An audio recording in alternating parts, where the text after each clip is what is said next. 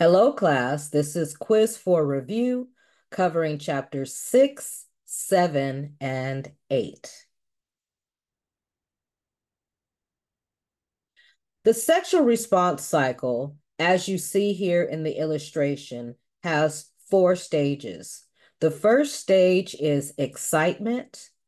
Excitement for both males and females involves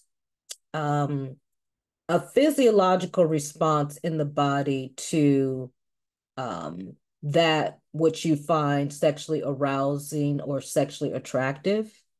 So the body, the area engorges with blood, the labia swell for the women, the male becomes partially stimulated, so the penis begins to respond. The testes are partially elevated. Plateau is referred to as the orgasmic platform. So the body continues to respond. For a female, the uterus elevates, the vagina expands, and the labia change in color because they become further engorged with blood. For a male, the Cowper's gland secretes a small amount of fluid, and that fluid sometimes contains semen.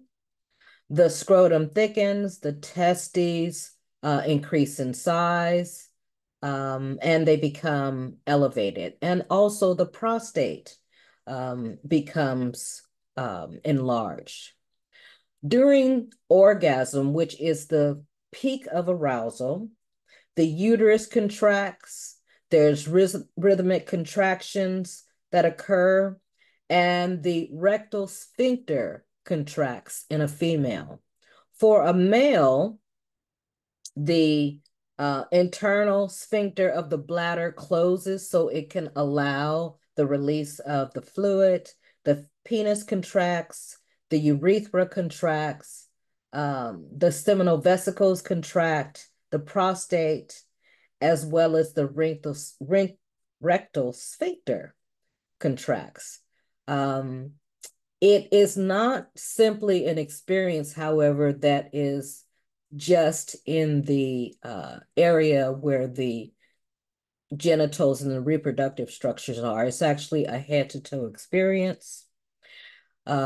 Resolution describes when the body goes back to its pre-arousal state. So the uterus lowers, the vagina returns to normal, and the orgasmic platform disappears for a female.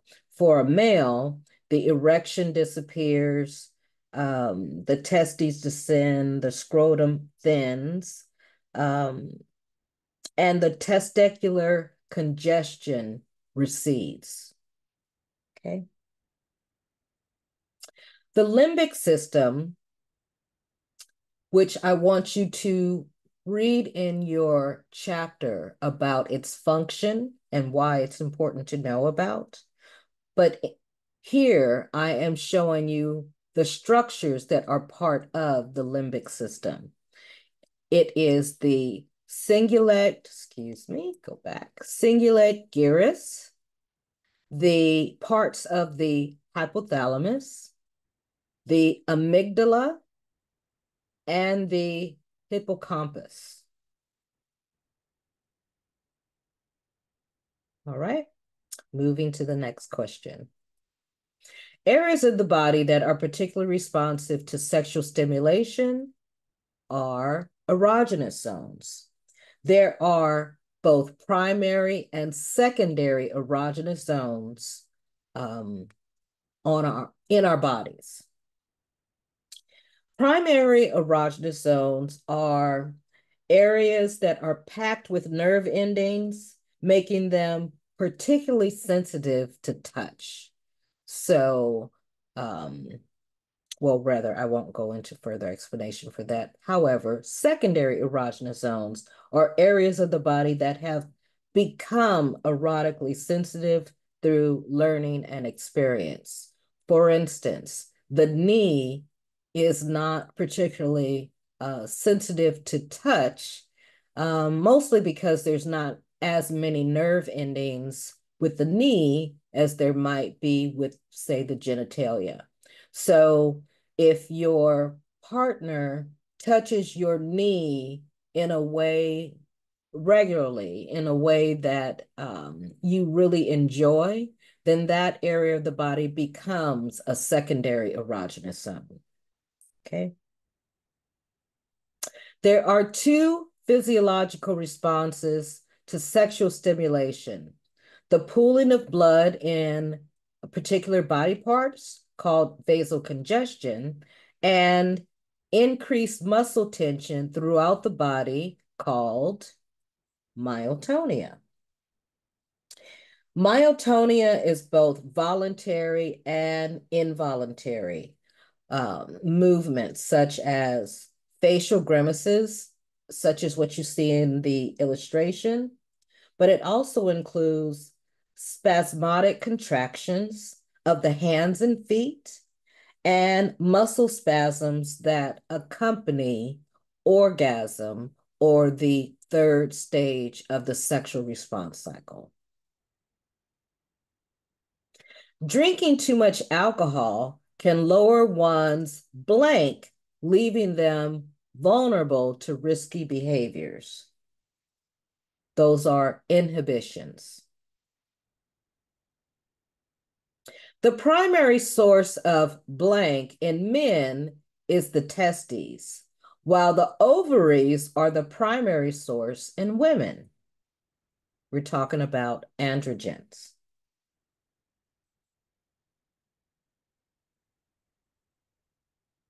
Some women ejaculate a fluid that's chemically like the male prostate when stimulated.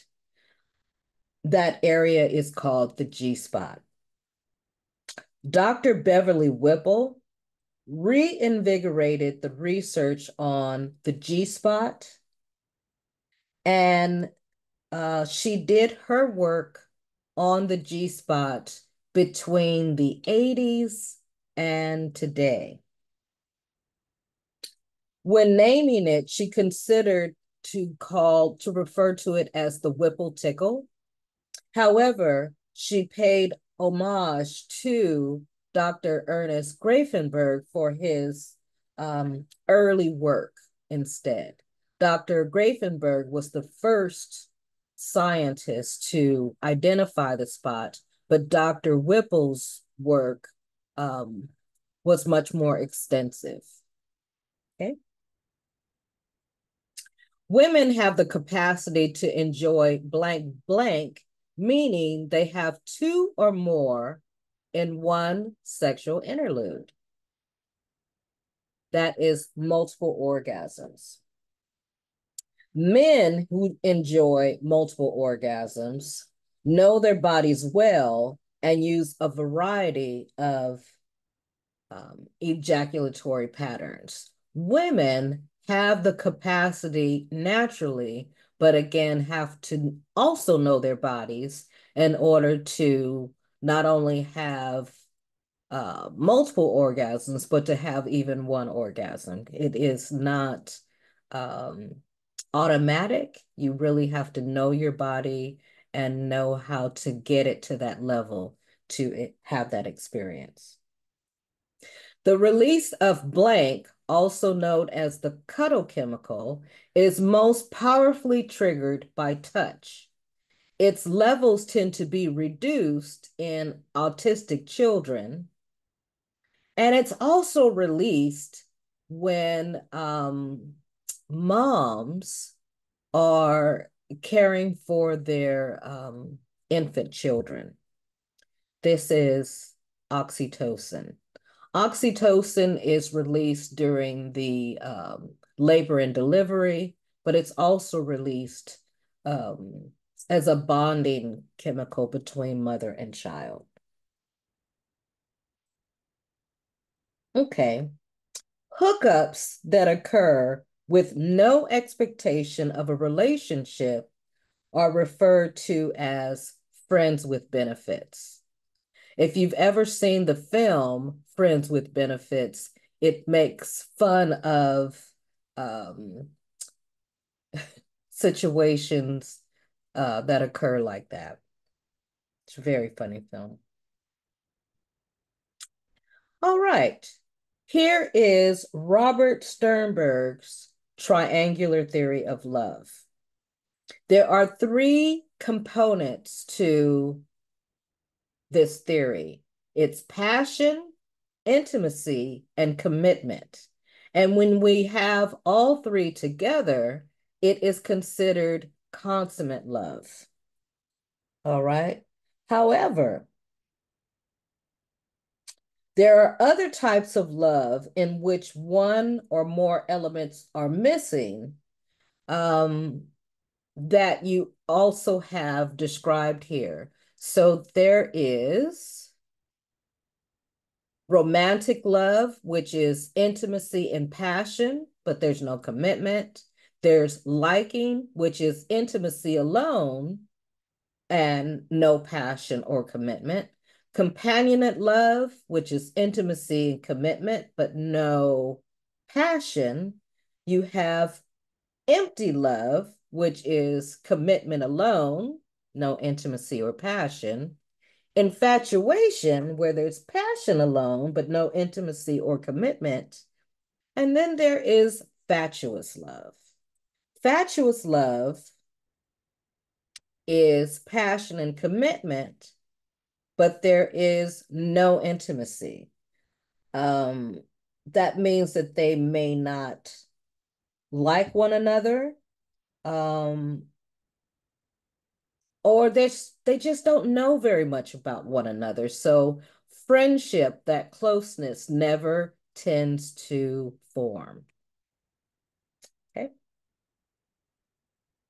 According to blank, blank, blank, the most compatible couples find their life goals are aligned. That is John Allen Lee's theory on on different types of love. Sigmund Blank referred a view of masturbation was that it continued into one's adulthood and it could inhibit their ability to form good sexual relationships. We're talking about Sigmund Freud.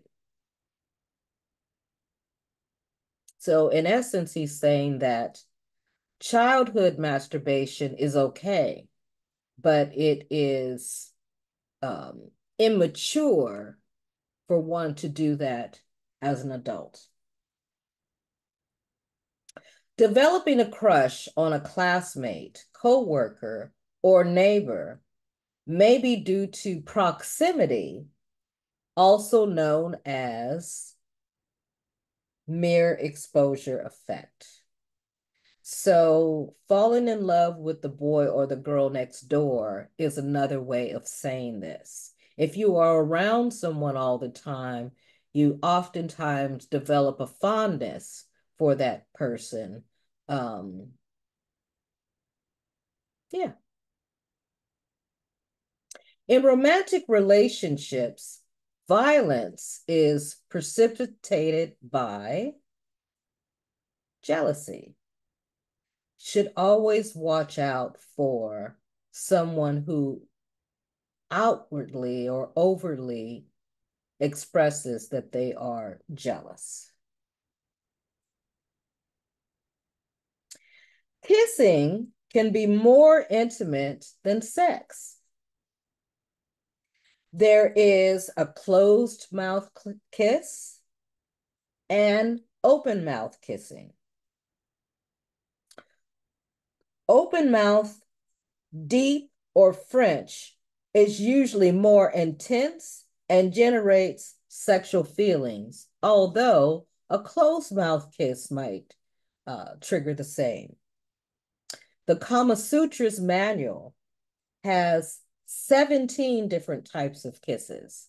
I do believe I have a reference in Canvas for that, so you can learn more about the different types of kisses that are contained in the Kama Sutra.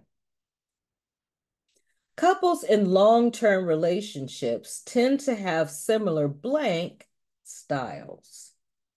That is attachment. Couples, yeah, yeah. Each partner in the relationship cares for the other and knows the care is reciprocal. It's called mutual empathy. Oral stimulation of the female genitalia and the surrounding structures is termed cunnilingus. The act of reassuring and encouraging one's partner to share their thoughts and feelings openly is giving permission.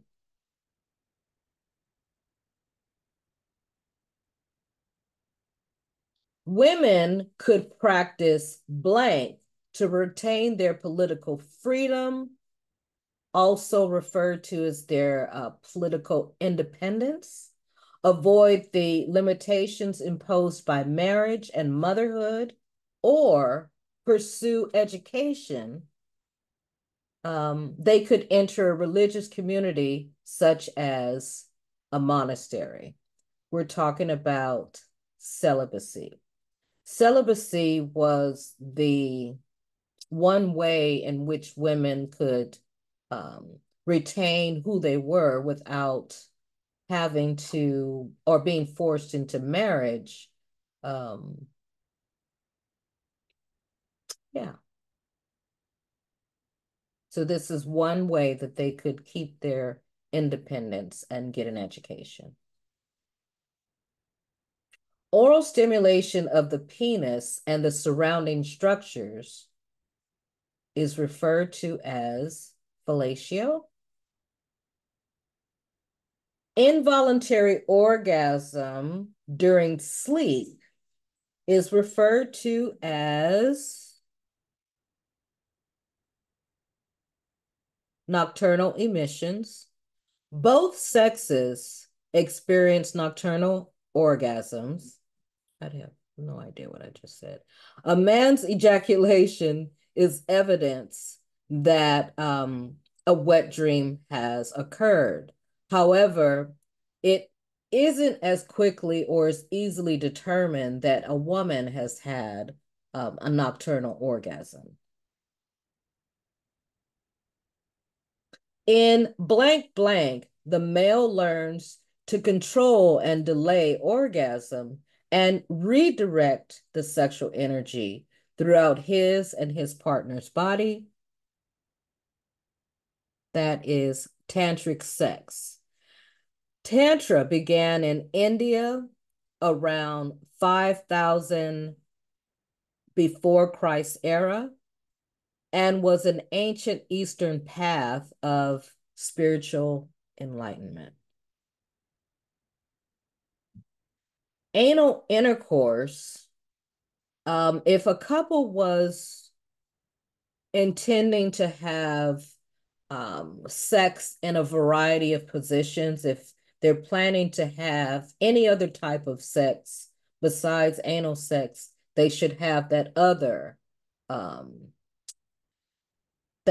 type of sex first. For instance, if they're going to have vaginal sex as well as anal sex, then they should have vaginal sex first, because the amount of um, debris and bacteria that is present in the anus shouldn't be shared in any other orifices of the body.